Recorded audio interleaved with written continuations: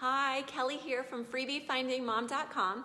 Thank you for joining me for another Friday session of Money Talk, where we get together on Fridays around 1:30 p.m. Eastern Time and go over some of the more popular questions that you guys have had here on the Freebie Finding Mom Facebook page.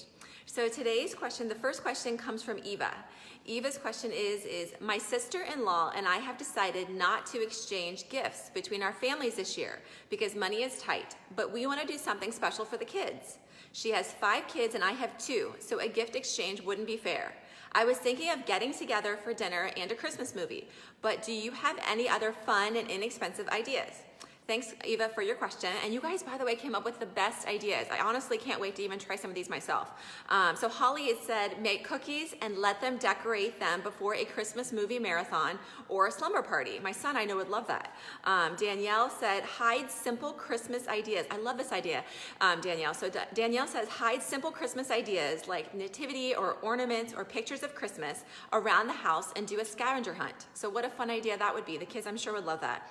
And then Danielle, another good idea Danielle had was go to the library and check out Christmas themed books, one for each child. She said wrap them in Christmas wrapping paper, then let them unwrap the book. Everyone gets to unwrap a gift, sort of, and then the cost is basically free as long as you then return the books on time. And then she said have the kids make Christmas cards for grandparents and distant family, and then keep the supplies simple. And then another suggestion Danielle had is to make salt dough ornaments, which is another good idea. Thank you, Danielle. Those are some really good ideas.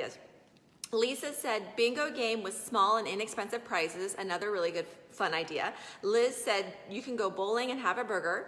And then Isaiah said Christmas movie and lots of popcorn. That's a fun idea. And then Heather, I love this idea too. Heather said an exchange family baskets. So make a family basket and give it to that family, your cousin's family, and then let the other cousins give your family a basket. So I love that idea. And then Susie said build gingerbread houses, and kits are usually around $10 each. Another great idea. My son loves gingerbread houses. I think most kids do. So another good idea there, Susie. And then Veronica said depending on the age of kids, if they're under 10, they would love to go to a park or neighborhood with bright Christmas lights with their cousins, and that could become a tradition. It doesn't have to be about the gifts. It's the experiences with each other and lots of pictures for them to see in 10 years. Totally agree, Veronica. She said, go ahead and Google in your area Christmas light displays, take popcorn and chocolate milk in a thermal, disposable small cups, and candy canes. It's fun, free, and memorable. Love that idea, Veronica. And then lastly, Candy said the kids could do a white elephant type gift exchange. The gifts could be from the dollar store, a thrift store, like cheap books, or even homemade. She said everyone brings one wrapped gift and play a game that results in each kid receiving one wrapped gift. There's lots of game ideas online. Good idea, Candy. I mean, to your point, Candy, my son honestly loves going to the Dollar Tree stores, any sort of dollar stores. Those are so fun for the kids. So let them go and have fun, pick something out for $1 or $2 and give it to their cousins. I love that suggestion. And then the next question we have comes from Candace. Candace says, my husband and I are trying to figure out if I can stay home. I want to be staying home by the end of January, if we can make it without me working. Do you have any tips on how we can make ends meet? So you guys, by the way, gave such good insights on this. Clearly you either have gone through this or maybe even going through this now, because very, very helpful insights there for Candace. So Candace, the first bit of helpful information comes from Sarah. Sarah said, this may sound harsh, but if you look at it as, quote, if I can afford to stay home, almost everyone determines no. It requires self-discipline, that it does for sure, saying no to most non-essentials, at least at first, and then staying aware of where your money is at. Totally agree, Sarah. And then Sarah goes on to say, if you are both on board, it can be done. And lots of great advice she said here already, but it does require a commitment to working together with your spouse and to make it work. And then also remember, there are some savings to being at home too, like no work clothes, cook at home, and no childcare for your kids. That is very true, Sarah. And then Sarah says, good luck. Thanks, Sarah. And then Dulcinea, thank you so much for your very thorough response. Dulcinea had some really great tips as well. She said, I made a Google document for our list of bills each month for the year. She said, along with average amounts. And another that had the list of paydays for the year, and then went through and highlighted on the bill list which would come out of which pay. For instance, the house payment and the water bill were blue and with the month and the date of the paycheck marked. So the internet, electric, etc. were pink with their month and date of the paycheck marked. So basically she was distinguishing where the funds were going to come from for each bill. And then she said, pay the ones coming out as soon as your paycheck hits the bank. If you wait until the due date, something else may come up and mess you up. That is very true. So basically, Dulcinea's advice here is just be diligent, have some level, some kind of a system, whether it's, handwriting it out or using an electronic system, have some kind of a system of what your bills are each month and what paycheck is going to be used to pay those bills.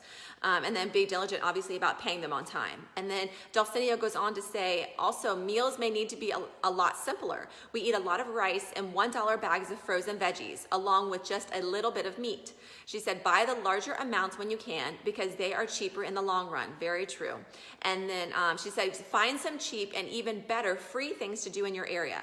My husband and I are gamers, so this is easy for us. She says, $15 a month for each is unlimited game time together. If you aren't a gamer, there should be other things you can do. You could go to the park for walks or browse your library, for instance. The most important thing is that it's something that you're interested in and can do together. She said, if your husband isn't making enough to make ends meet, Dulcinea, this was a really good tip.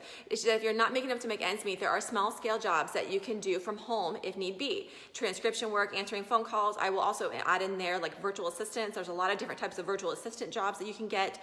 And then Dulcinea said this, Amazon, I forgot about this, Dulcinea, thank you for sharing this. Amazon has jobs that you can look over, but they're nowhere near the only option.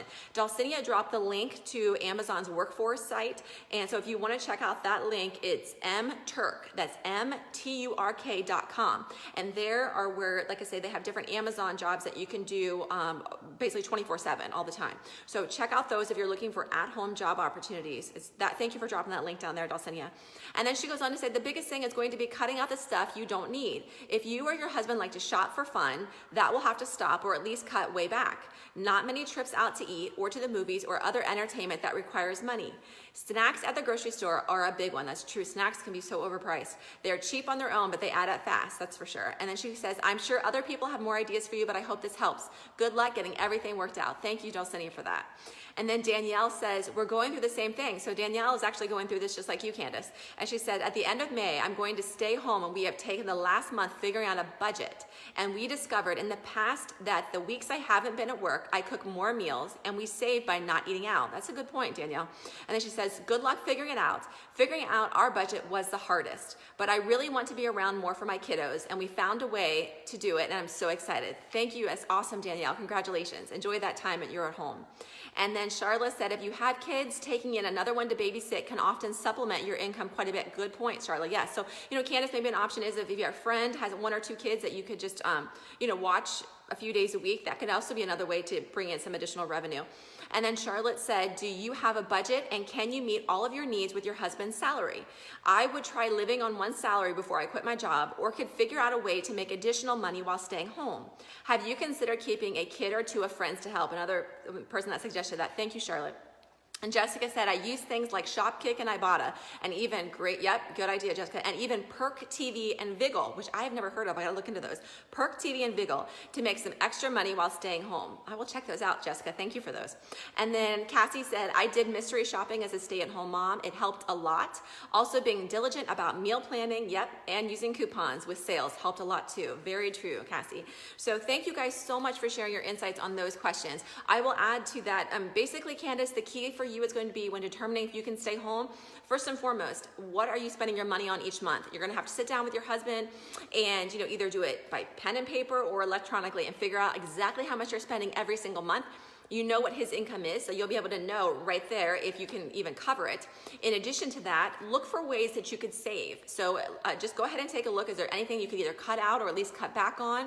And then once you, in addition to doing that, you're going to want to incorporate, like so many of you had said, like Jessica said about using the apps as well, so many of you have said about using coupons. You're going to want to incorporate coupons as part of your regular shopping routine now, if they weren't before. So digital coupons, and digital especially, and paper coupons potentially as well.